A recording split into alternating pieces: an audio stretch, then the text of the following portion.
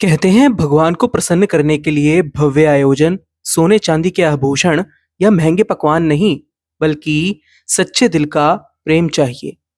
लेकिन क्या सच में भव्यता का कोई मोल नहीं? क्या एक गरीब भक्त की सच्ची भक्ति एक धनवान की भव्य पूजा से ज्यादा प्रभावी हो सकती है? चलिए इस मार्मिक साखी के माध्यम से जानते हैं, जो हमें भक्ति का असली अर्थ समझाती है।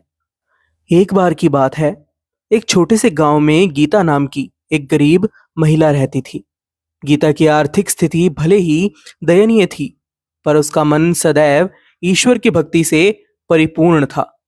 हर सुबह वह अपनी झोपड़ी में बैठकर भगवान के सामने सिर्फ एक छोटा सा फूल और कुछ मीठे शब्द अर्पित करती थी। उसका विश्वास था कि उसकी सच्ची भावनाएं ही उसकी पूजा हैं और भगवान उसके हृदय को अवश्य समझते हैं।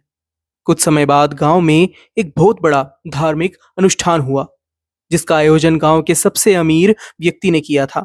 चारों ओर सजावट, भव्य मंडप और भगवान के लिए तरह तरह के पकवान और आभूषण। सबकी आंखें बस उस शानो शौकत में खो गई। लोग चर्चा कर रहे थे कि इतना बड़ा आयोजन शायद ही कभी हुआ हो और भगवान इससे प्रसन्न होंगे। गीता भी चुपचाप वहां पहुंची और मन में भगवान से प्रार्थना करने लगी कि हे भगवान, मेरे पास तो आपके लिए बस एक ये छोटा सा फूल और मेरी सच्ची भक्ति है, इसे ही स्वीकार करें। उसने भगवान के चरणों में वह फूल अर्पित कर दिया और प्रार्थना करते हुए वहां से चली गई। उसी रात अमीर व्यक्ति को एक विचलित कर देने वाला सपना आया। उसने देखा कि भगवान ने उससे कहा कि तुम्हारी भव्य पूजा और अमूल्य भेंटों में वह सच्चा भाव नहीं है जिसकी मुझे दरकार है। मैं भव्यता का भूखा नहीं हूं, मेरे लिए तो गीता का वह छोटा सा फूल और उसकी भक्ति सबसे अनमोल है। अमीर व्यक्ति चौंक उठा।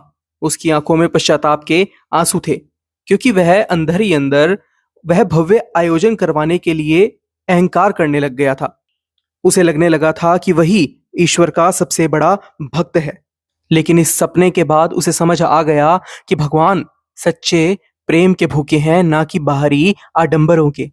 अगले दिन वह सबके सामने गीता के पास गया और माफी मांगते हुए बोला, मैंने समझा कि भगवान को खुश करने के लिए भव्यता चाहिए, परंतु मैं अब समझ गया हूं कि सच्चे प्रेम और भावना से भरी भक्ति ही उनके लिए सबसे अनमोल है। इस कहानी से गांव के लोगों को एक महत्वपूर्ण शिक्षा मिली। वे जान गए कि भगवान को प्रभावित करने के लिए भारी आडंबर नहीं, बल्कि मन की सच्चाई चाहिए। तो दोस्तों, याद रखिए कि भव्यता का मोल हो सकता है, लेकिन भगवान के लिए सच्चा प्रेम ही सबसे अनमोल है। सच्चे भाव और समर्पण से की गई छोटी से छोटी भेंट भी भगवान के हृदय को छू जाती है। इस साखी को अपने जीवन में अपनाएं और भगवान से प्रेम करें, ना कि भव्यता से उन्हें प्रभावित करने की कोशिश करें। आज की यह साखी आपको कैसी लगी? अपनी राय हमें कमेंट बॉक्स में जरूर बताइएगा। फिलहाल के लिए बस इतना ही। एक बार फिर से लौटेंगे एक नई साखी के साथ। तब तक के लिए राधा स्वामी जी।